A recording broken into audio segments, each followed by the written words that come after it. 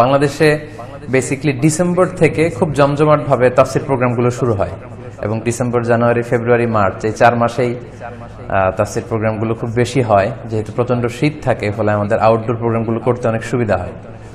তো আমাদের দিনী ভাইরা, দাঈ ইলাল্লাহ ভাইরা, যারা এই শীতের রাতে ঘুরে ঘুরে পুরো দেশব্যাপী তারা কোরআনের দাওয়াকে পৌঁছে দিচ্ছেন, আমরা আমাদের প্রিয় মুফাসসির কোরআন ভাইদের জন্য দোয়া করি। আল্লাহ তাআলা আমাদেরকে হেফাজত করুক, রহমতের চাদর দিয়ে আমার প্রিয় দাঈ ইলাল্লাহ ভাইদেরকে আল্লাহ তাআলা আবৃত করে রাখুক।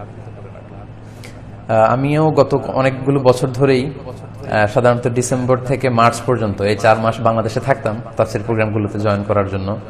এবছর করোনা পরিস্থিতি এবং আরো কিছু জটিলতা মিলে সব মিলে তাফসির প্রোগ্রামগুলোতে আমার থাকার সুযোগ হচ্ছে না। আসলে তাফসির প্রোগ্রামগুলোকে খুব মিস করছি, তাফসিরুল কোরআনের মঞ্চগুলোকে মিস করছি, আপনাদেরকেও খুব মিস করছি। আল্লাহ তাআলার মেহেরবানি যে আবহমান কাল ধরে আমাদের প্রিয় মাতৃভূমি বাংলাদেশে এই শীতকালে, শীতের মৌসুমে এই আউটডোর প্রোগ্রামগুলো, এই তাফসির প্রোগ্রামগুলোর মধ্য দিয়ে কিন্তু গণমানুষের কাছে, সাধারণ জনসাধারণের কাছে দিনের মেসেজগুলো পৌঁছে দেওয়ার এটা একটা বড় হিউজ অপরচুনিটি। আলহামদুলিল্লাহ, খুব সহজেই আমরা মানুষের সাথে ইন্টারেক্ট করতে পারি, মিশতে পারি, যেতে পারি, কথা বলতে পারি। আর এখন মিডিয়ার কল্যাণে এটা ছড়িয়ে পড়ছে লক্ষ লক্ষ কোটি কোটি মানুষের দুয়ারে। দেশের বাইরেও যে সমস্ত বাংলা ভাষাভাষী লোকেরা রয়েছেন, আমাদের প্রবাসী বাংলা ভাষাভাষীরা রয়েছেন, তারাও এই তাফসির মাহফিলগুলো শুনছেন, উপকৃত হচ্ছেন, শেয়ার করছেন। সো এটা আমার কাছে মনে হয় যে দিন প্রচারের খুব উর্বর একটা ময়দান, এবং এই দাওয়া কাজে আল্লাহ তাআলা বারাকা দান করুক এই কামনা করি। এই বছর আসলে আমার পক্ষে সম্ভব হয়নি অংশগ্রহণ করা। অনেকেই লিখেছেন যে হুজুর আপনাকে অনেক মিস করছি, আপনার আলোচনা মিস করছি। আমিও মিস করছি তাফসির প্রোগ্রামগুলো, যেহেতু প্রায় 2013-14 সাল থেকে আমি বেসিক্যালি বাংলাদেশে তাফসির প্রোগ্রামগুলোতে জয়েন করি প্রফেশনালি, একেবারে ফুল ফ্লেজে। প্রায় 3-4 মাস টানা আমিও তাফসির প্রোগ্রামগুলোতে অংশগ্রহণ করতাম। এই বছরই আনফরচুনেটলি সেটার সুযোগ আমার হয়নি। সো আপনারা যেমনি মিস করছেন, আমিও আপনাদেরকে মিস করছি এবং তাফসির প্রোগ্রামের মঞ্চগুলোকে মিস করছি। তো যেহেতু এই তাফসিরুল কোরআনের এই ময়দানগুলোর সাথে বা এই দাওয়া সেক্টরের সাথে আমার বেশ ইনভলভমেন্ট ছিল, ফলে এই তাফসির প্রোগ্রাম নিয়ে বাংলাদেশে শীতের সিজনে যে প্রোগ্রামগুলো হচ্ছে, এটা নিয়ে আমার কিছু অবজারভেশন আমি চাচ্ছি আজকে আপনাদের সাথে শেয়ার করব। এই পর্যায়ে আমি আমার প্রিয় দায়ী ভাইদের উদ্দেশ্যে দুটি কথা দিনী ভাই হিসেবে শেয়ার করতে চাই। আলহামদুলিল্লাহ, অনেক দায়ী ভাইরা, আলহামদুলিল্লাহ তরুণ দায়ীরা আমি বলবো, ওনারা দাওয়া ফিল্ডে আসছেন, কথা বলছেন। আলহামদুলিল্লাহ ওয়া শুকরুলিল্লাহ। আমার প্রিয় ভাইদেরকে, আমার কলেজার টুকরা দায়ী ভাইদেরকে আমি ওয়েলকাম জানাই, বিশেষ করে তরুণ দায়ীদেরকে। আপনারা এই ময়দানে আসুন, কোরআন সুন্নাহর কথা আপনি ছড়িয়ে দিন। যত বেশি ভাইকে আমরা কোরআনের কথা শোনাতে পারবো, এটাই আমাদের সৌভাগ্য। আমরা এটাই তো চাই, আল্লাহ তাআলার কথা, কোরআনের কথা ছড়িয়ে পড়ুক গোটা বিশ্বময়। তো তরুণ দায়ী ভাইদের উদ্দেশ্যে আমি দুই একটি বিষয় শেয়ার করতে চাই। প্রথমেই বলে রাখি, যে বিষয়গুলো শেয়ার করব এগুলো একান্তই আমার পার্সোনাল রিয়েলাইজেশন, উপলব্ধি, এবং যে কথাগুলো আমি বলবো এগুলো প্রথমে আমার জন্য রিমাইন্ডার। আমি আমাকে রিমাইন্ড করছি, আমাকে রিমাইন্ডার দিচ্ছি, পাশাপাশি আপনাদেরকেও রিমাইন্ডার দিচ্ছি। কারণ আল্লাহ তাআলা বলছেন ওয়াযাক্কির ফাইন্না যিকরা তানফাউল মুমিনিন। হে নবী, আপনি রিমাইন্ডার দিন, আপনি মানুষকে রিমাইন্ডার দিন, কারণ এই রিমাইন্ডারগুলো বিশ্বাসীদের অনেক উপকার করে, অনেক কাজে দেয়। সো আশা করছি রিমাইন্ডারগুলো আমার দায়ী ভাইদের অনেক কাজে দিবে। প্রথমত তরুণ দায়ী ভাইদের উদ্দেশ্যে আমি যেটা বলবো সেটা হচ্ছে, আমার মনে হয় যারা দাওয়া ফিল্ডে আপনারা কথা বলেন, প্রথম সাজেশন হচ্ছে আমাদের উচিত বিষয়ভিত্তিক আলোচনা করা, থিমেটিক ডিসকাশন যেটাকে আমরা বলি। একটা থিমকে বাছাই করে সেটার আলোকে কোরআন সুন্নাহ দিয়ে কথা বলা। আপনি যদি তাফসিরও করেন, সেখানে তাফসিরে মাউদুঈ আপনি করতে পারেন। একটা টপিককে আপনি সিলেক্ট করে সেটার আলোকে আপনি কোরআন সুন্নাহ দিয়ে বিষয়টাকে বিশদভাবে বর্ণনা করা, অথবা হাদিসের দার্সও হতে পারে। একটা বিষয়ের উপর হাদিস চুজ করে আপনি সেটার ব্যাখ্যা করলেন। তো থিমেটিক ডিসকাশন বা বিষয়ভিত্তিক আলোচনার সবচেয়ে বড় ফায়দা হচ্ছে যে ওই বিষয়টার ব্যাপারে একটা সম্যক ধারণা হয়ে যায়, শ্রোতাদের ভালো একটা ধারণা নিয়ে যেতে পারে। লেটস সে আপনি justice, the issue of justice in Islam, justice নিয়ে কথা বললেন, আরবিতে যেটাকে বলে ইনসাফ, বাংলায় বলে ন্যায়পরায়ণতা। তো কোরআন এই ব্যাপারে, এই জাস্টিস বা ন্যায়পরায়ণতার ব্যাপারে কি বলে? আপনি কোরআন দিয়ে শোনালেন, আপনি হাদিস দিয়ে শোনালেন, আপনি রাসূল সাল্লাল্লাহু আলাইহি ওয়াসাল্লামের জীবনী থেকে শোনালেন, সাহাবাদের বিভিন্ন আকওয়াল, ওনাদের স্টেটমেন্ট থেকে শোনালেন। বর্তমান প্রেক্ষাপটে এই যে জাস্টিস ভায়োলেট হচ্ছে, হিউম্যান রাইট ভায়োলেট হচ্ছে, ব্যাপারে কোরআন কি বলে, কিভাবে এই ন্যায়পরায়ণতা, এই জাস্টিসকে ফিরিয়ে আনা যায়, ইনসাফ ভিত্তিক কার্যক্রম কিভাবে পরিচালনা করা যায়, আপনি এটার ব্যাপারে বিশ্লেষণ করলেন। ফলে পুরো 1-1.5 ঘন্টার আলোচনার মধ্যে ইনসাফ নিয়ে, জাস্টিস নিয়ে কোরআন কি বলে, হাদিস কি বলে, সাহাবারা কি বলেছেন, রাসূল সাল্লাল্লাহু আলাইহি ওয়াসাল্লাম কিভাবে এই জাস্টিস প্রতিষ্ঠা করেছেন বা সাহাবারা কিভাবে প্রতিষ্ঠা করেছেন, এই ব্যাপারে মানুষ একটা ধারণা পেয়ে গেল।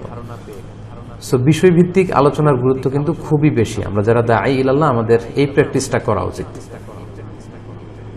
কারণ আপনি অনেক মূল্যবান সময় স্যাক্রিফাইস করে এক জেলা থেকে আরেক জেলায় যে কথা বলছেন, যারা আয়োজক কমিটি বিপুল অর্থ ব্যয় সাপেক্ষে তারা বিশাল একটা প্রোগ্রাম অ্যারেঞ্জ করছে, যারা শ্রোতা হাজার হাজার শ্রোতা, তাদের হাজার হাজার ঘন্টা এখানে ওনারা নষ্ট করছে। সো এখান থেকে কিছু নিয়ে যেতে হবে। এখানে যদি এদিক সেদিক আজে বাজে কথা বলে, অন্যের গীবত করে, অন্যকে খোঁচা মেরে কথা বলে, অন্যকে ছোট করে হ্যাও করে কথা বলে, অপ্রয়োজনীয় বাজে কথা বলে, অপ্রয়োজনীয় আসর জমানো বিষয়গুলো এনে যদি আপনি পুরো 1-1.5 ঘন্টা সময় নষ্ট করে দেন, তাহলে আসলে যে উদ্দেশ্যে তাফসীর মাহফিলগুলো অ্যারেঞ্জ করা হচ্ছে ওটা থেকে কিন্তু শ্রোতারা বঞ্চিত হচ্ছে। এবং এটা একটা আমানত, যারা এই দাওয়া কাজ করছেন তাদের কাঁধের উপর এটা অনেক বড় একটা আমানত, এটা আমাদেরকে ফিল করতে হবে। এবং যাদেরকে আল্লাহ তাআলা পরিচিতি দান করেছেন, এটা আরো বড় ধরনের একটা আমানত। কারণ এই পরিচিতিটা দ্বীনের জন্য, ইসলামের জন্য। সো এটার জন্য ইসলামের জন্য ব্যয় হয়। আল্লাহ সবাইকে পরিচিতি দান করেননি, যাদেরকে এই পরিচিতি দান করেছেন এটা আল্লাহ তাআলার পক্ষ থেকে একটা নেয়ামত, পাশাপাশি আমানত। এটা ফিল করে যেন আমরা দাওয়া কাজ করি। তাহলে প্রথম সাজেশন হচ্ছে বিষয়ভিত্তিক কথা বলা, এবং আপনি বিষয়ের ভেতরেই থাকার চেষ্টা করুন। যদি হতে পারে যে উদাহরণ দেওয়ার জন্য আপনি ডানে বা এদিক সেদিক কিছু উদাহরণ দিলেন, তারপর আপনি আপনার সাবজেক্টে চলে আসুন, আবার আপনি আপনার বিষয়ে কথা বলেন। তো এই টপিক বেসড কথা বললে আসলে শ্রোতারা উপকৃত হয় বেশি, এটা আমাদেরকে খেয়াল রাখতে হবে। এবং আমরা যারা কথা বলি আমাদের অনেক সাবধানে কথা বলা উচিত। সম্মানিত দাঈ ইলাল্লাহ ভাইরা, ক্রস চেক করে কথা বলা, ভালোভাবে নিশ্চিত হয়ে কথা বলা, এই প্র্যাকটিসটা আমাদের করা উচিত। এটার ফলে আপনার একটা গুড ইমপ্রেশন তৈরি হবে, শ্রোতারা বুঝবে যে না, আপনার আলোচনা থেকে অনেক কিছু শেখা যায়, জানা যায়। তো এটা করার জন্য আপনার রেগুলার স্টাডি করতে হবে, প্রতিদিন আপনার স্টাডি করা, রিসার্চ করা, গবেষণার সাথে জড়িত থাকতে হবে। তা না হলে এরকম কোয়ালিটি লেকচার দেওয়া সম্ভব না। আমি দেখি যে আমাদের অনেক দায়ী ভাইরা প্রতিদিন হয়তো তাফসির করছেন, অনেকের 2টা-3টা করে তাফসির এক এক দিনে। তো একজন যদি 2টা-3টা-4টা করে প্রোগ্রাম আপনি করেন, তো আপনি পড়াশোনাটা করেন কোথায়? খুব ফ্র্যাঙ্কলি স্পিকিং, যদি একেবারে লজিক্যালি আমরা চিন্তা করি, আমি যদি 4টা ডেলিভারি একদিনে দেই, তাহলে 4টা ডেলিভারির জন্য যে ম্যাটেরিয়াল আমার প্রিপেয়ার করার দরকার ছিল, এটা আমি কখন করলাম? আমি যদি পর্যাপ্ত পড়াশোনাটা না করি, তাহলে আমি কোয়ালিটি লেকচার দিব কিভাবে? সো আমার মনে হয় রেগুলার মাহফিল করা, প্রতিদিন মাহফিল করা, এটাও একটা বড় সমস্যা কোয়ালিটি লেকচার ডেলিভারি দেওয়ার ব্যাপারে। সো একটু গ্যাপ দিয়ে দিয়ে তাফসীর প্রোগ্রাম যদি আপনি করেন পড়াশোনা করে করে, তাহলে সেই কোয়ালিটি লেকচারগুলো আপনি দিতে পারবেন। অথবা যদি কারো এরকম প্ল্যান থাকে যে আমি 3-4 মাস দাওয়া কাজ করব, ডিসেম্বরের আগে 3-4 মাস আমি খুব ভালো করে স্টাডি করে, লেকচার শিট রেডি করে, ম্যাটেরিয়াল রেডি করে বা দার্স রেডি করে তারপরে সেগুলোর আলোকে করব, সেটাও হতে পারে। তো সবচেয়ে গুরুত্বপূর্ণ বিষয় হচ্ছে আমাদের আলোচনাগুলো যেন থিমেটিক ডিসকাশন হয়, তাফসীর মাওদুঈ, মুহাদারা মাওদুইয়া, বিষয়ভিত্তিক যাতে হয়, লোকজন যাতে উপকৃত হয়। তাহলে দেখা যাবে যে শ্রোতারা যারা আসছে তারা কিছু নিয়ে যেতে পারবে এবং আউটপুটটা খুব বেশি হবে। আমার তরুণ দিনী ভাইয়েরা যারা দাঈ ইলাল্লাহর কাজ করছেন, তাদের জন্য আমার দ্বিতীয় যেই হাম্বল সাজেশন, সেটা হচ্ছে একজন দাঈ ইলাল্লাহর একটা বড় ধরনের বৈশিষ্ট্য হচ্ছে তিনি কোমল ভাষী হবেন। খুব সফট ল্যাঙ্গুয়েজে তিনি কথা বলবেন, কোমল ভাষায়, দরদ মাখা মন নিয়ে তিনি কথা বলবেন। এটা খুব জরুরি। অনেক সময় এটা আমাদের মিসিং হয়ে যায়। হয়তো আমরা কথা বলতে বলতে অপ্রয়োজনে হয়তো উত্তেজিত হয়ে যাচ্ছি, খুব আগ্রাসী হয়ে অ্যাটাকিং একটা অ্যাটিটিউড নিয়ে কথা বলতেছি। এটা অনেক সময় আমরা ভুল করে ফেলি, এটা আমাদের খেয়াল রাখা দরকার।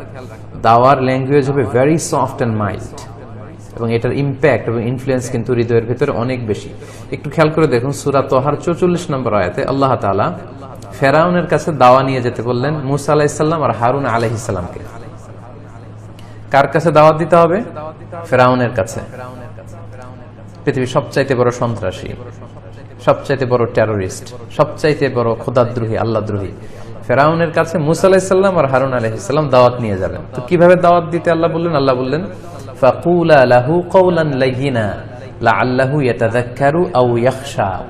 মানে হে মুসা এবং হারুন, তোমরা দুই ভাই মিলে ফেরাউনের কাছে যে খুব কোমল ভাষায়, very soft and mild language use করে তোমরা তাকে দাওয়া দাও। সফট ভাষায়, খুবই সফট, দরদ মাখা মন নিয়ে কোমল ভাষায় যে ফেরাউনকে দাওয়াত দাও। লাআল্লাহু ইয়াতাযাক্কারু আও ইয়াখশা, হতে পারে যে তোমাদের এই সফট ল্যাঙ্গুয়েজ শুনে, তোমাদের দরদ মাখা কথা শুনে সে হয়তো উপদেশ গ্রহণ করবে, হয়তো সে ফিরে আসতে পারে। আও ইয়াখশা, অথবা সে আমাকে ভয় করতে পারে। সম্মানিত প্রিয় ভাইয়েরা আমার, একটু খেয়াল করে দেখেন, ফেরাউনকে যখন দাওয়াত দিতে বলা হচ্ছে, আল্লাহ বলেছেন কুলা লাহু কাওলান লাইয়িনা, সফট ল্যাঙ্গুয়েজে কথা বলো, কোমল ভাষায়, যাতে ওদের হৃদয়ে পৌঁছে যায় কথাটা, যাতে টাচ করে। তো এখন আমাদের আশেপাশে যারা অন্যায় করছে, যাদেরকে আমরা অন্যায়কারী বলি, আমাদের দৃষ্টিতে যারা পাপাচারী, অনাচারী, তারা কি ফেরাউনের চাইতেও বড় অনাচারী? তারা কি ফেরাউনের চাইতেও বেশি পাপাচারী? তারা কি ফেরাউনের চাইতেও বেশি নিকৃষ্ট? ফেরাউন তো বলেছিল আনা রব্বুকুমুল আ'লা, আমি তোমাদের বড় রব। ফাহাশারা ফানাদা ফাকালা আনা রব্বুকুমুল আ'লা, সবাইকে জড়ো করে বলেছিল আমার চেয়ে বড় খোদা, আমার চেয়ে বড় রব আছে কেউ আমি জানিই না। সে আল্লাহর চেয়েও উপরের অবস্থানে, আল্লাহর চেয়েও সে বড়, এরকম দাম্ভিকতা সে দেখিয়েছে। এত বড় সন্ত্রাসীর কাছে, জালিমের কাছে দাওয়াত যখন দিতে বলা হলো, আল্লাহ বললেন ফাকুলা লাহু কাওলান লাইয়িনা, হে মুসা এবং হারুন, সফট ল্যাঙ্গুয়েজ ইউজ করো, মর্মস্পর্শী, হৃদয়স্পর্শী ভাষা দিয়ে তার সাথে কথা বলো, তাকে দাওয়াত দাও, দরদ মাখা হৃদয় নিয়ে দাওয়াত দাও। সো এটা অনেক সময় আমরা মিসিং করে ফেলি। আপনি যদি কাউকে শুধরাতে চান, আসলেই যদি আপনি কাউকে কারেকশন করতে চান, কারেক্ট করতে চান, সংশোধন করতে চান, শুধরাতে চান, তাকে সফট ভাষায় বলতে হবে। আপনি যদি তাকে হিট করে কথা বলেন, আগ্রাসী একটা অ্যাটিটিউডে যদি আপনি, ফাইটিং অ্যাটিটিউডে যদি কথা বলেন, ডিরেক্টলি তাকে ইঙ্গিত করে যদি কথা বলেন, সে জীবনেও শুধরাবে না। এটাই হিউম্যান নেচার। মানুষকে কোমল ভাষায় যদি বলা যায়, দরদ দিয়ে যদি বলা যায়, তাহলে হয়তো সে শুনবে। অর্থাৎ একটা, যারা ভুল করছে, যারা অন্যায় করছে, আমাদের দৃষ্টিতে যারা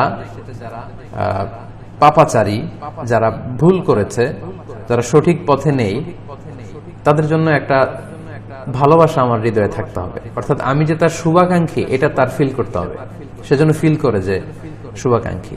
আপনি যখন দাওয়া কাজ করতে যাবেন, আগে তাদের জন্য দোয়া করা উচিত। একটা টপিক নিয়ে যখন আপনি কথা বলবেন, আপনার অ্যাটিটিউডটা এমন থাকা উচিত আমাদের যে আল্লাহ, এই কথাটা আমার ভাইদের হৃদয়ে তুমি ঢুকিয়ে দিও। আপনার একটা দরদ থাকা দরকার। হায়রে আমার ভাইরা বুঝতেছে না, হায়রে লোকগুলো তো বিপদে চলে গেল, আহারে তারা তো শয়তানের ফাঁদে পা দিয়ে অন্ধকার পথে চলে গেল। তাদের জন্য একটা দরদ, একটা ভালোবাসা, তাদের জন্য একটা ফিলিংস নিয়ে আপনার এই দাওয়া কাজ করতে হবে। তো এটা আমরা অনেক সময় মিস করে ফেলি। এই কোমল ভাষায় দরদ মাখা মন নিয়ে দাওয়াটা যে পৌঁছাতে হয়, তার বিপরীতে আমরা প্রায়ই হয়তো উত্তেজনা ছড়িয়ে ফেলি,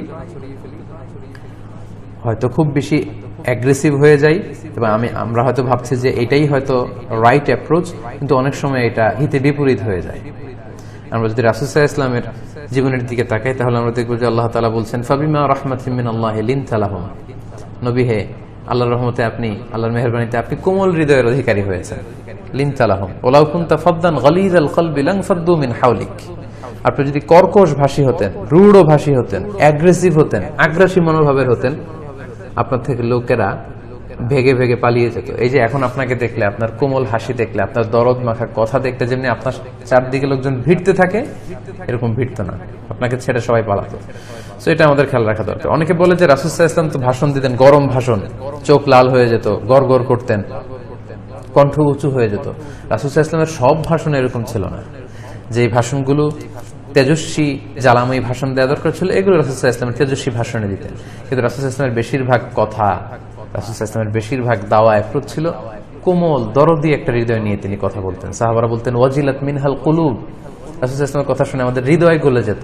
যারাফাত মিনহাল উয়ুন, আমাদের চোখ দিয়ে দাঁড় দাঁড় করে পানি নামতো বিষ্ণু সাল্লাল্লাহু আলাইহি ওয়াসাল্লামের এই চমৎকার কথাগুলো শুনে।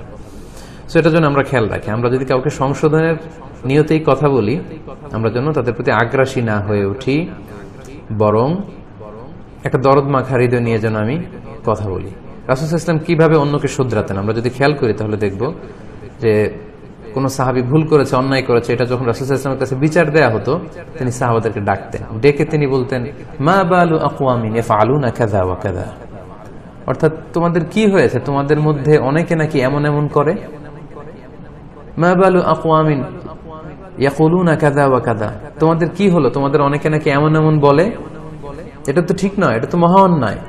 এভাবে যখন তিনি বলতেন, তখন কে এমন এমন করে, কে এমন এমন বলে, সেই সাহাবীর কিন্তু টনক নড়ে উঠতো। উনি বুঝতেন, হায় রে, এই কাজ তো আমি করেছি। তিনি নিজেকে শুধরে নিতেন। দেখেন, রাসূল সাল্লাল্লাহু আলাইহি ওয়াসাল্লামের সংশোধন করা, শুধরানোর নীতি ছিল তিনি কাউকে নাম ধরে হিট করে মনে কষ্ট দিয়ে অ্যাগ্রেসিভ ওয়েতে শুধরাতে চাইতেন না।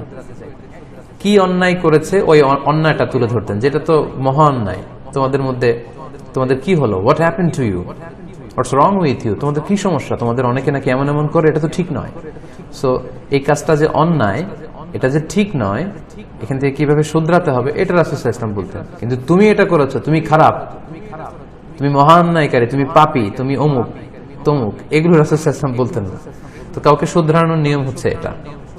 সো আমরা যেন এটা খেয়াল করি, আমরা যখন দাওয়া কাজ করব, আমরা যেন কোমল ভাষায় কোরআনে সেখানে দরদ মাখা একটা ভাব নিয়ে যেন কথা বলি। তাহলে দেখা যাবে আপনার শত্রু সেও আপনার বন্ধু হতে বাধ্য। আপনি যখন হৃদয় ভরা ভালোবাসা নিয়ে যখন আপনি মানুষকে দাওয়া দিবেন, মন থেকে যখন বলবেন, মানুষের মনে যে সেটা টাচ করবে। এবং আমাদের এটাই বেশি এখন দরকার, যে ইসলামের সৌন্দর্যগুলো যেন আমরা তুলে ধরতে পারি, মধ্যম পন্থার সৌন্দর্য। এভাবে ভারসাম্যপূর্ণ আলোচনা যদি করি, তাহলে নিঃসন্দেহে আমাদের এই দাওয়া কাজে আরো বেশি বারাকা হবে, আরো মানুষজন বেশি উপকৃত হবে, ইসলামের প্রতি মানুষ আরো বেশি আগ্রহী হয়ে উঠবে ইনশাআল্লাহ। এবং আমরা সমাজেও তো দেখি, যারা কোমল ভাষী তাদেরকে সবাই পছন্দ করে, যারা রূঢ় ভাষী, কর্কশ ভাষী, হ্যাঁ, শর্ট টেম্পার্ড, এদেরকে কেউ পছন্দ করে না। সো একজন দায়ীর অনেক গুরুত্বপূর্ণ একটা বৈশিষ্ট্য হচ্ছে যে ওনারা কোমল ভাষী হবে। আচ্ছা, 3 নম্বর আরেকটা বিষয় শেয়ার করতে চাই, সেটা হচ্ছে, এটা আমরা অনেক সময় করে ফেলি, যে আমরা অন্যকে কাঠ গড়ায় দাঁড় করাতে খুব পছন্দ করি, মানে অন্যকে জাজ করি খুব বেশি। ও কাফের, ও বাতেল, ওনার এই সমস্যা, ও শেষ হয়ে গেল, ওই দল শেষ হয়ে গেল, ওই দলের এই সমস্যা, এই দলের এই সমস্যা, এরকম করতে করতে অন্যদেরকে কাঠ গড়াতে দাঁড় করাতে আমরা খুব পছন্দ করি। কিন্তু দরকার ছিল নিজেকে কাঠ গড়ায় দাঁড় করানো। আমরা উপদেশ দিতে পছন্দ করি, কিন্তু উপদেশটা আমি কতটুকু গ্রহণ করতে পারলাম ওইটা খেয়াল করি না। এটা কিন্তু খুব বেশি দরকার। দায়ীদের এই পজিশনটা খুবই পিচ্ছিল এবং স্পর্শকাতর। কারণ একজন দায়ী প্রতিদিন স্টেজে উঠে উঠে অনেক নীতিবাক্য আওড়ায়। আমরা অনেক নীতির কথা মানুষকে শোনাই, যে এটা করুন, এমন ভাবে করুন, আসুন সমাজ পরিবর্তন করি, আসুন সুন্দর হই। কিন্তু এই সুন্দর উপদেশ আসলে আমি ধারণ করতে পেরেছি কিনা, আমার আত্মোন্নয়ন কতটুকু হচ্ছে, এটা কিন্তু অনেক বড় একটা প্রশ্ন। এজন্য আমরা যারা দায়ী, আমরা যেন আমাদেরকেও কাঠগড়াতে দাঁড় করাই, এবং আমরা যেন ভাবি যে আসলে এই যে নাসিহাত মানুষকে দিচ্ছি, এই নাসিহাতটা আমি নিজের মধ্যে কতটুকু ধারণ করতে পেরেছি। এটা কিন্তু খুব দরকার প্রিয় ভাইরা। আমি আসলে হাজার হাজার মানুষ হয়ে গেল, আমাকে স্লোগান দিয়ে মানুষ বাহবা দিচ্ছে, আমার মন্ত্রমুগ্ধ করা আলোচনা শুনে মানুষ অবাক হচ্ছে, সারা রাত আমি এই আলোচনা করে আসলাম, কিন্তু এই চমৎকার কথাগুলো, এগুলো আমি আসলে আমার জীবনে কতটুকু বাস্তবায়ন করতে পারছি বা করছি, এটা কিন্তু খুব দরকার। আমি মানুষকে আখিরাতমুখী হতে বলছি, কিন্তু আমি কতটুকু আখিরাতমুখী। আমি শেখাচ্ছি যে লেনদেনে স্বচ্ছ থাকাটা হচ্ছে ইসলাম। একজন দায়ী হিসেবে আমার লেনদেন কতটুকু স্বচ্ছ, কথা কাজে যদি মিল না থাকে, আমরা আলোচনায় বলছি যে এটা মুনাফিকের আলামত, আমার কথা এবং কাজে কতটুকু মিল। সো আমাদেরকে আমাদের নিজেদেরকেও কাঠগড়ায় একটু দাঁড় করানো উচিত। আমরা কতটা চারিত্রিক পরিচ্ছন্নতা অর্জন করছি, do I live a chaste life or decent life, এটা কিন্তু আমাদেরকে এগুলো প্রশ্ন করা উচিত। এবং এগুলো থেকেই মানুষ বেশি ইনফ্লুয়েন্সড হয়। আপনি কল্পনা করতে পারবেন না আপনার চলা বলা কথাতে মানুষ কত বেশি ইনফ্লুয়েন্সড হবে। আপনি যে আমরা ওরালি দাওয়া করছি, মৌখিকভাবে মানুষকে দাওয়াত দিচ্ছি, এটার চেয়ে বেশি ইনফ্লুয়েন্সিয়াল হচ্ছে যে আপনাকে দেখে মানুষ যেটা শিখবে, ওইটা মানুষের মধ্যে ইম্প্যাক্ট পড়ে খুব বেশি। ওমর ফারুক রাদিয়াল্লাহু তাআলা আনহু, উনি ওনার সাথীদেরকে প্রায় একটা কথা বলতেন যে কুনু দুআতান ইলাল্লাহি ওয়া আনতুম সামিতুন, তোমরা আল্লাহর রাস্তায় দাওয়াতি কাজে বের হয়ে যাও এমন অবস্থায় যে তোমরা চুপ, কোনো কথা বলবে না। ওনার সাহাবারা, ওনার সাথীরা বললেন, কিলা ওয়া কাইফা যালিক ইয়া আমিরুল মুমিনিন, হে আমিরুল মুমিনিন, এটা আবার কিভাবে সম্ভব? আমাদেরকে দাওয়াতি কাজ করতে বলেন, দাঈ ইলাল্লাহ হয়ে ময়দানে ছড়িয়ে পড়তে বললেন, আবার বললেন যে আমরা যেন চুপ থাকি। তো চুপ থাকলে দাওয়া কাজ করব কিভাবে? ওমর ফারুক বললেন, বি আখলাকিকুম, তোমাদের আখলাক দিয়ে দাওয়াতি কাজ করবে। সুবহানাল্লাহ, তোমাদের আখলাক দিয়ে মানুষের হৃদয় জয় করবে। আপনার কথায়, আপনার আচরণে, আপনার লেনদেনে মানুষ শিখবে। আপনার আখলাক থেকে মানুষ যতটা বেশি ইনফ্লুয়েন্সড হবে, আপনার কথায় অত বেশি ইনফ্লুয়েন্সড হবে না। মানুষ যখন দেখবে যে আপনি সময় মতো নামাজটা পড়েন এজ এ দায়ী, যখন দেখবে যে আপনি যা বলেন তাই করেন, আপনি আত্মীয় স্বজনের সাথে সুসম্পর্ক রাখেন, আপনি ঘরে খুব রহম দিলের একজন মানুষ, আপনি কাউকে ঠকান না, আপনি সবার জন্য হৃদয়ে ভরা ভালোবাসা রাখেন, সবার কল্যাণ আপনি কামনা করেন। সো আপনার এই গুড অ্যাটিটিউড গুলো দেখে, আপনার আখলাক গুলো দেখে মানুষ শিখবে। এটাই আপনার দাওয়া, এটা সবচেয়ে পাওয়ারফুল দাওয়া, এবং এটাই কিন্তু খুবই ইফেক্টিভ দাওয়া, এবং নিজের এই আচরণ দিয়ে কিন্তু মেসেজ পৌঁছানো খুব বেশি সহজ। সম্মানিত ভাইয়েরা, আমরা নিজেদেরকেও যেন একটু মাঝে মাঝে আত্মসমালোচনা করি যে এই যে আমি দায়ী, আমাকে মানুষ নসিহত করতে বলে, উপদেশ দিতে বলে, মানুষকে কিভাবে ভালো করা যায়, কিভাবে সমাজটাকে সুন্দর করা যায়, মানুষকে সুন্দর হতে আমি বলি, কিন্তু আমি আসলে নিজেকে কতটা সুন্দর করতে পেরেছি, এই বিষয়গুলো কিন্তু আমাদের ভাবা দরকার একজন দায়ী হিসেবে। আমি কোরআনের কথা বলি, আমি কোরআনের ধারক বাহক, তাই বলে আমি কি নীতির ঊর্ধ্বে, আমি আইনের ঊর্ধ্বে, আমি কি নৈতিকতা, মোরাল ভ্যালিউজ এগুলোর ঊর্ধ্বে? না, সবার আগে এগুলো আসলে আমার মধ্যে অ্যাপ্লাই করা উচিত, যাতে করে আমি আমার নিজেকে সুন্দর করতে পারি। আমি যা বলি আমি যেন তা ধারণ করতে পারি, সবসময় নিজেকে রিমাইন্ডার দেয়া, সবসময় নিজেকে কাঠগড়ায় দাঁড় করিয়ে নিজের সাথে এই বোঝাপড়াটা সেরে নেয়। আমার মনে হয় এভাবে আমরা নিজেদেরকে আরো সমৃদ্ধ করতে পারি। তরুণ দায়ী ভাইদের জন্য আরো কয়েকটা কথা বলবো, সেটা হচ্ছে আমরা যখন কথা বলবো আমার মনে হয় বাস্তবসম্মত কথাগুলো বলা উচিত, যেটা বাস্তবতার সাথে যায় না এরকম কথা বলে যেন আমরা লোকজনদেরকে বিভ্রান্ত না করি। আমি যে আয়াত দিয়ে আলোচনা শুরু করেছিলাম যে উদউ ইলা সাবিলি রাব্বিকা বিল হিকমা ওয়াল মাউইদাতিল হাসানা, হিকমা আর চমৎকার উপদেশের মাধ্যমে দাওয়াত দাও। এই হিকমাতটা কি? হিকমাত হচ্ছে নলেজের সাথে যখন কমন সেন্স যুক্ত হয় ওইটা হিকমাত। নলেজ হচ্ছে কোরআন সুন্নাহ, আর কমন সেন্স হচ্ছে আল্লাহ তাআলা আমাদের প্রত্যেককে যা দিয়ে দিয়েছেন, এটা হচ্ছে কমন সেন্স। তো এই কোরআন সুন্নাহর কথাগুলো আমরা কমন সেন্সের থ্রুতে আমরা বুঝে এবং কমন সেন্স দিয়ে যখন মানুষকে বুঝাবো, তখন এটা উইজডম, প্রজ্ঞা হিসেবে রূপ নিবে, এবং তখনই সেটা মানুষের হৃদয়ে টাচ করবে। সো এই বাস্তবসম্মত কথা আমাদের বলা দরকার। আরেকটা বিষয় হচ্ছে টু দা পয়েন্টে কথা বলা, এটাও খুব জরুরি। আমরা দেখা যায় যে বিষয়ের ভেতরে আমরা থাকি না, এদিক সেদিক কথা খুব বেশি বলি, এটা অনুশীলনের বিষয়। প্রেসাইজ কথা বলা, আম্বিয়া আলাইহিমুস সালাম ওনাদের দাওয়াতে জিন্দেগি যদি আমরা দেখি যে ওনারা খুব প্রেসাইজ কথা বলতেন, অল্প কথা কিন্তু এটার ইম্প্যাক্ট ছিল খুব বেশি। এবং আরবিতেও বলা হয় খায়রুল কালামি মা ক্বাল্লা ওয়া দাল্লা ওয়া লাম ইয়াতুল ফায়ামাল্লা, অর্থাৎ সবচেয়ে সুন্দর কথা হচ্ছে যেটা খুব কম বলা হয় কিন্তু এটার প্রভাব থাকে বেশি, ফলে মানুষ বিরক্ত হয় না, মানুষ এটা থেকে অনেক কিছু শিখতে পারে। সো প্রেসাইজ কথা বলার অভ্যেস করা, পাশাপাশি সহজ সাবলীল উপস্থাপনের চেষ্টা করে, এটা খুব দরকার। সহজ করে উপস্থাপনের চেষ্টা করা, এটা অনুশীলনের ব্যাপার। এটা অনুশীলন প্র্যাকটিস করতে করতে একটা মানুষের মধ্যে আসে। সহজ করে কইতে আমায় কহজে, সহজ করে যায় না কওয়া সহজে। সহজ করে আসলে বলাটা অত সহজ না, এটা অনুশীলন করতে হয়, প্র্যাকটিস করতে হয়। সো ইসলামের বাণীগুলো যখন আমরা প্রচার করব, কোরআন সুন্নাহর কথা যখন প্রচার করব, এটা যতটা সহজ, সিম্পল, ইজি এন্ড স্মুথলি যেন আমরা এটা প্রচার করি। আল্লাহ রাসূল সাল্লাল্লাহু আলাইহি ওয়াসাল্লাম সবসময় বলতেন, ওনার সে আশা জাগা নিয়ে বাণী, ইয়াসসিরু ওয়ালা তুআসসিরু, বাশশিরু ওয়ালা তুনাফফিরু, তোমরা সহজ করো, কঠিন করো না। সুসংবাদ দাও মানুষকে, দিন থেকে ভাগিও না, ভয় দেখিও না। আমরা ভয় দেখাই বেশি, কঠিন করি বেশি, আমরা যেন সহজ করি। এবং সূরা হাজে আল্লাহ তাআলা বলেছেন, ওমা জাআলা আলাইকুম ফিদ-দীনি মিন হারাজ, এই ধর্মে, ইসলামে আমি কোনো কাঠিন্যতা রাখিনি, জটিলতা রাখিনি। কাঠিন্যতা, জটিলতা এগুলো আসলে আমরা তৈরি করি। ইসলাম আমাদের জন্য কোনো জিনিস জটিল করে উপস্থাপন করেনি। তরুণ দায়ীদের উদ্দেশ্যে সর্বশেষ যে কথাটা, সেটা হচ্ছে আমাদের যুবক ভাইরা গত কয়েক বছর আমরা দেখেছি যে তাফসির প্রোগ্রামে খুব বেশি আসে, মানে যারা শ্রোতা তাদের মধ্যে যুবক শ্রেণী অনেক বেশি। তো এটা অনেক আশাব্যঞ্জক একটা দিক। তো সেক্ষেত্রে যুবকদেরকে উদ্দেশ্য করে যদি দায়ীরা কথা বলেন, তখন সমাজে পরিবর্তনটা খুব চোখে পড়ার মতো হবে। মানে তরুণরা, যুবকরা সমাজে কি কি ক্রাইসিস ফেস করছে সেটা অ্যাড্রেস করা আলোচনাগুলোতে। যেমন বেকারত্ব তাদের একটা বড় সমস্যা, কর্মসংস্থান নিয়ে তাদের সমস্যা থাকে।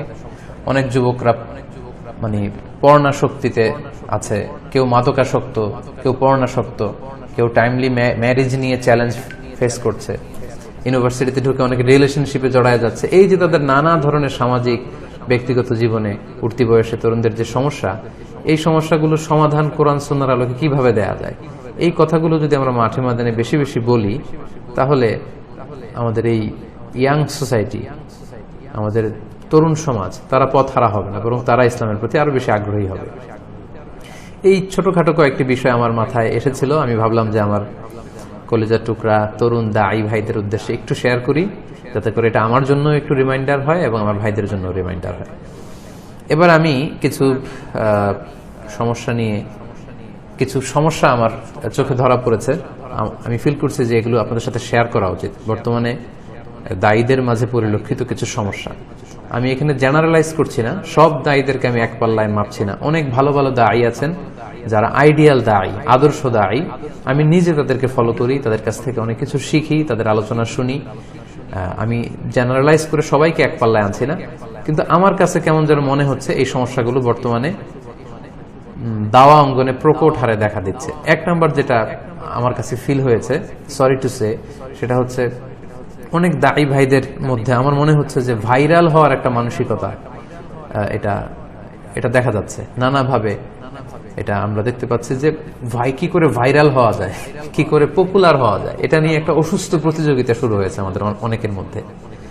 সো এই অভ্যাসটা আমাদেরকে পরিহার করতে হবে, কারণ ভাইরাল যদি হতে চাই আমরা, আসলে আল্লাহর কাছে ভাইরাল হওয়া উচিত। পপুলার যদি হতে চাই, আল্লাহর কাছে পপুলার হওয়া উচিত। পৃথিবীতে এই জমিনে অনেক বিখ্যাত লোক আছে, আসমানে তারা অখ্যাত, আর এই জমিনে অনেক অখ্যাত লোক আছে যারা আসমানে বিখ্যাত। সো আমরা যেন আসমানে বিখ্যাত হতে পারি। আল্লাহ তাআলার কাছে আমি কতটুকু পপুলার, আল্লাহ তাআলার কাছে আমি কতটুকু মুকাররাব, পছন্দনীয়, that should be hour concern. তাহলে এই দাওয়া কাজ থেকে বারাকা হবে, এটার ইনপুটটা মানুষের হৃদয়ে টাচ করবে। কিন্তু যখন আমি শুধু ভাইরাল হতে চাচ্ছি, পপুলার হতে চাচ্ছি, এটা কিন্তু আমার ইখলাসকে একেবারে নষ্ট করে দিচ্ছে। সো এটা আমার এবং আপনাদের সকলের প্রতি রিমাইন্ডার, আমরা যেন শয়তানের ফাঁদে পা না দিই, আমরা যেন এই অসুস্থ প্রতিযোগিতা থেকে নিজেদেরকে বাঁচিয়ে রাখতে পারি। আরেকটি সমস্যা দেখা দিচ্ছে, সেটা হচ্ছে অনেকের মধ্যে এই মানসিকতা যে কত বেশি আমার ভিউ হলো, আমার কত বেশি ভিউ হলো, কত লাইক হলো, কত ফলোয়ার হলো, আমার মাহফিলে কত লোক হলো। এই যে সংখ্যা দিয়ে সফলতাকে জাজ করা, এটাও একটা অসুস্থ প্রতিযোগিতা। সংখ্যা দিয়ে কখনো ইসলামে সফলতা, সাকসেস, আল্লাহর নৈকট্য প্রাপ্তি, আল্লাহ সন্তুষ্টি, এগুলো বিবেচিত কখনোই হয় না। হ্যাঁ, আমাদের কারো মাহফিলে অনেক লোক এসেছে, লক্ষ লোক এসেছে, আলহামদুলিল্লাহ, লক্ষ মানুষের কাছে আমি কথা পৌঁছাতে পেরেছি, দ্যাটস ইট, এতটুকুই আল্লাহ শুকরিয়া করার বিষয়। কিন্তু কত ভিউ হলো, কি করে ভিউ বাড়ানো যায়, কি করে এটা করা যায়, এরকম অস্থিরতা, একটা নেশার মতো টেন্ডেন্সি যদি আমাদের মধ্যে কাজ করে, তাহলে আমাদের সওয়াবগুলো, আমাদের আখিরাতের এই আজরগুলো কিন্তু নষ্ট হয়ে যাবে। সাময়িক এই দুনিয়ার এই ফ্যান্টাসির জন্য আমরা আমাদের আখিরাতের আজরগুলো নষ্ট না করি। দায়ীদের জন্য সর্বশেষ কথা হচ্ছে, ভেরি সরি টু সে, আমি সাধারণত এই বিষয়টা নিয়ে কথা বলতে খুবই বিব্রত বোধ করি, অস্বস্তি বোধ করি, এবং এইসব বিষয় নিয়ে আমি সাধারণত কথা বলি না, এগুলো আমার কমফোর্ট জোনের বাইরে। কিন্তু ইদানিং প্রায় এগুলো শুনছি বিভিন্ন জায়গায়, এবং যেটা খুব খারাপ একটা অবস্থা ধারণ করছে, সেটা হচ্ছে দাঈ ইলাল্লাহ হিসেবে যারা তাফসীরের ময়দানগুলোতে যান, তাদেরকে আলোচনা শেষে তাদেরকে অনারিয়াম দেওয়া হয়, সম্মানী দেওয়া হয়। আলহামদুলিল্লাহ, এটা জায়েজ, এবং আমরা সবসময় উৎসাহিত করি যারা অর্গানাইজিং কমিটি, তারা যাতে আলেম ওলামাদেরকে সম্মান করে।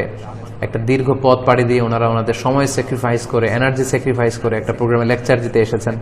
সো এটা খুবই স্বাভাবিক যে তাদেরকে একটা অনারিয়াম এখানে করতে হয়, একটা সম্মানী দিতে হয়, এবং আলহামদুলিল্লাহ বাংলাদেশের লোকজন বা অর্গানাইজিং কমিটির ভাইয়েরা অনেক সম্মান করে আলেমদেরকে। তো এটা কোনো প্রোগ্রামে হয়তো অনারিয়াম বেশি হতে পারে, কম হতে পারে, এটা আল্লাহ বারাকা দিয়ে দিবেন, চেক এন্ড ব্যালেন্স হয়ে যায়।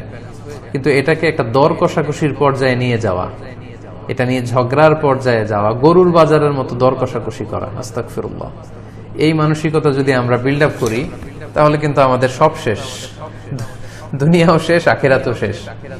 আমার মাকসাদ, কোন দায়ীর মাকসাদ যদি হয় এই শুধু এই হাদিয়া, এই সম্মানী বা অনারিয়াম, তাহলে তার দুনিয়াও শেষ, আখিরাতও শেষ। এই জায়গাটাতে যেন আমরা ভুল না করে ফেলি, এটাকে একটা দর কষাকষির জায়গায়, একটা বিশ্রী অবস্থা যেন আমরা না নেই। আলহামদুলিল্লাহ, আলেমদেরকে লোকজন অনেক সম্মান করে, এই যে সম্মানীটা আসে, এটার উপরে আমার মনে হয় সন্তুষ্ট থাকা উচিত, এটা দর কষাকষির পর্যায়ে নেওয়া উচিত না। সর্বশেষে যারা অর্গানাইজিং কমিটি, তাদের উদ্দেশ্যে দু একটা কথা বলে আমি আমার আলোচনা শেষ করবো ইনশাআল্লাহ। শুরুতে আমি বলেছি যে শীতের সিজনে আমরা যে তাফসীর প্রোগ্রামগুলো হয়, বাংলাদেশে দাওয়া কাজকে বেগবান করার জন্য বা কোরআনের দাওয়াকে পৌঁছে দেওয়ার জন্য এটা অনেক বড় একটা মাধ্যম আলহামদুলিল্লাহ। এবং এই তাফসির মাহফিলের মাধ্যমে অনেক বিশাল খেদমত হচ্ছে বাংলাদেশের জমিনে, এবং এই ময়দানটা খুবই উর্বর একটা ময়দান আলহামদুলিল্লাহ। সো এই মহান কাজের সাথে যে সমস্ত অর্গানাইজিং কমিটি জড়িত, আপনারাও এই মহান কাজের গর্বিত অংশীদার, আপনারাও সৌভাগ্যবান। বিভিন্ন মাদ্রাসার উদ্যোগে তাফসির প্রোগ্রামগুলো হয়, অনেক মসজিদের উদ্যোগে, অনেক যুব সমাজের উদ্যোগে, অনেক ইসলামী কাফেলা বা সমাজ কল্যাণ পরিষদের উদ্যোগে তাফসির প্রোগ্রামগুলো হয়। সো অর্গানাইজিং কমিটির যে ভাইরা আছেন তাদেরকেও আমি অন্তরের অন্তঃস্থল থেকে শুভেচ্ছা জানাই যে আপনাদের এই কষ্ট, এই শ্রমের কারণেই কিন্তু কোরআন সুন্নাহর কথাগুলো সহজেই পৌঁছে যাচ্ছে মানুষের কাছে। দাঈলুল্লাহ ভাইদের ব্যাপারে যে অবজারভেশনগুলো শেয়ার করলাম, তার পাশাপাশি যারা মাহফিলের অর্গানাইজিং কমিটি তাদের কাছেও আমি কয়েকটি ব্যাপার একটু শেয়ার করতে চাই। সেটা হচ্ছে যারা অর্গানাইজিং কমিটি তাদের মধ্যেও যেন লোক দেখানো মানসিকতাটা না থাকে, শো অফের মানসিকতাটা দায়ীদের যেমনি পরিত্যাগ করা উচিত, অর্গানাইজিং কমিটিরও পরিত্যাগ করা উচিত। অনেক আয়োজক কমিটির এরকম একটা ভাব থাকে যে অনেক বড় প্রোগ্রাম করব, দেখাই দিব আমরা, অমুককে নিয়ে আসবো, লক্ষ লক্ষ লোক হয়েছে, মিডিয়া কাভারেজ হয়েছে। তো এরকম লোক দেখানো মানসিকতাটা আসলে ঠিক না, কারণ আমাদের উদ্দেশ্য হচ্ছে কোরআনের বাণীকে প্রচার করা, আল্লাহর দ্বীনকে প্রচার করা এবং আল্লাহ তাআলার সন্তুষ্টি অর্জন, এটাই হচ্ছে আমাদের লক্ষ্য এবং উদ্দেশ্য। ফলে আমাদের মধ্যে যেন এই টেন্ডেন্সি না আসে যে আমরা দেখাই দিব, পুরো এলাকা আমরা গরম করে দিব, সারা বাংলাদেশকে আমরা দেখাই দিলাম, ওই প্রোগ্রামের চেয়ে বড় প্রোগ্রাম হয়েছে, ওইটার চেয়ে লোক বেশি হয়েছে, এইরকম টেন্ডেন্সি যেন আমাদের না থাকে। দ্বিতীয় যে কথাটি বলবো সেটি হচ্ছে যারা আয়োজক কমিটি তাদের কাছে আমার অনুরোধ থাকবে, আপনারা মেহেরবানি করে যেখানেই প্রোগ্রামের আয়োজন করেন ওখানকার স্থানীয় প্রশাসনের অনুমতি নিয়ে, তাদের সহযোগিতা নিয়ে প্রোগ্রামগুলো করবেন। কারণ একটা প্রোগ্রাম যে কোনো এলাকায় করতেই হবে এটা যে ফরজ ওয়াজিব এমন কিছু না, কিন্তু যদি প্রশাসনের অনুমতি ছাড়া যদি আপনারা প্রোগ্রামের অ্যারেঞ্জ করে ফেলেন, সেখানে প্রশাসন এসে যদি বাধা দেয়, বিশৃঙ্খলা সৃষ্টি হয়, সেটার ইম্প্যাক্টটা কিন্তু অনেক বড়। সো সেটা সামাল দিতে পারাটা অনেক কষ্ট হয়ে যাবে। সো নিঃসন্দেহে যে কোনো প্রোগ্রাম যখন আপনারা থ্রু করবেন সেটা স্থানীয় প্রশাসনের জনপ্রতিনিধি যারা আছে, পুলিশ প্রশাসন, জেলা প্রশাসন থেকে শুরু করে সবার কাছ থেকে অনুমতি নিয়ে আপনারা করবেন। সর্বশেষ কথা হচ্ছে যখন আপনারা আলোচক ইনভাইট করবেন সেক্ষেত্রে আমি রিকোয়েস্ট করব যে এটাও আপনাদের দায়িত্ব যে আপনারা কাদেরকে আলোচক হিসেবে ইনভাইট করবেন।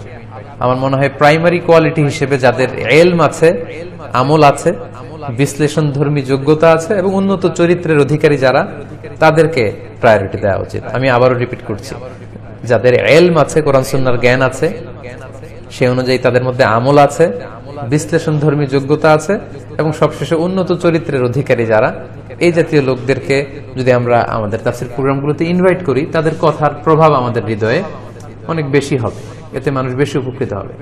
এটা হচ্ছে প্রাইমারি কোয়ালিটি। যারা আলোচনা করেন তাদের জন্য কিছু সেকেন্ডারি কোয়ালিটি থাকে, যেটা হলে খুব ভালো হয়, অ্যাড অনস বলে এগুলোকে, এটা আরো ভ্যালিউ অ্যাড করে। যেমন সুন্দর কণ্ঠ, আলহামদুলিল্লাহ, এটা যদি কোনো দায়ীর হয়, এটা তো নূরুন আলা নূর, সম্মোহনী শক্তি, যার কথা শুনে মানুষ আকৃষ্ট হয়, বা শ্রোতা ধরে রাখার ক্ষমতা বা কৌশল, এগুলো যাদের জানা থাকে, এই কোয়ালিটিগুলো যদি থাকে, সুন্দর কণ্ঠ, সম্মোহনী শক্তি, শ্রোতা ধরে রাখা বা আসর জমানোর কৌশল, বিশাল অডিয়েন্সকে ধরে রাখার মতো কৌশল, এগুলো যদি দায়ের মধ্যে থাকে তাহলে এটা হচ্ছে এক্সট্রা কোয়ালিটি, আলহামদুলিল্লাহ, যেটা আল্লাহ তাআলা সবাইকে দেন না, যাদেরকে আল্লাহ তাআলা দিয়েছেন তারা সৌভাগ্যবান।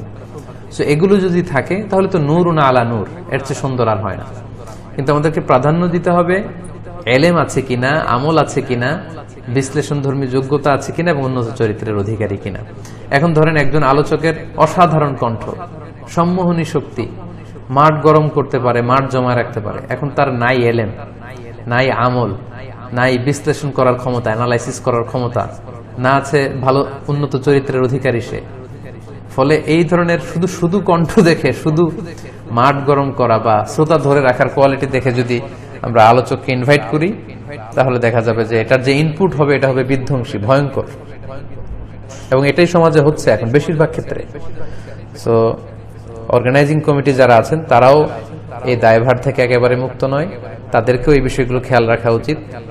নিয়ম মেনে প্রশাসনের অনুমতি নিয়ে প্রোগ্রাম করা, যোগ্য পটেনশিয়াল কারিশমাটিক দায়ী যারা আছে তাদেরকে ইনভাইট করা, যাতে করে তাদের কথা শুনে মানুষ উপকৃত হতে পারে। সম্মানিত শুধু এই ছিল সংক্ষিপ্ত পরিসরে আমার আজকের লাইভটি।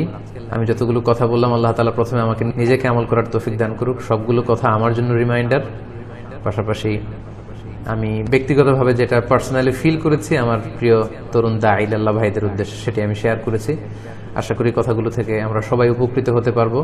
আল্লাহ তাআলা আপনাদের সবাইকে ভালো রাখুন, সুস্থ রাখুন, নিরাপদে রাখুন। তাফসীর প্রোগ্রামের যে ধারাবাহিকতা, এই যে কোরআন সুন্নাহর বাণী প্রচারের যে উর্বর ময়দান, আমাদের বুদ্ধিহীনতা বা আমাদের সঠিক সিদ্ধান্ত নিতে না পারা কিংবা আমাদের অযোগ্যতা, আমাদের অদূরদর্শিতার কারণে যেন আমরা এই কোরআনের বাণী প্রচারের উর্বর ময়দানটিকে যেন আমরা কখনোই নষ্ট না করি, এটাকে যেন আমরা হারিয়ে না ফেলি। আল্লাহ তাআলা আমাদের সবাইকে তার সন্তুষ্টির পথে পরিচালিত করুন। আপনারা সবাই ভালো থাকুন, সুস্থ থাকুন। আল্লাহ আপনাদেরকে ভালো রাখুন, নিরাপদে রাখুন। দোয়া করবেন সবাই আমার জন্য, আমিও দোয়া করি আপনাদের সবার জন্য। আসসালামু আলাইকুম ওয়া রাহমাতুল্লাহি ওয়া বারাকাতুহু।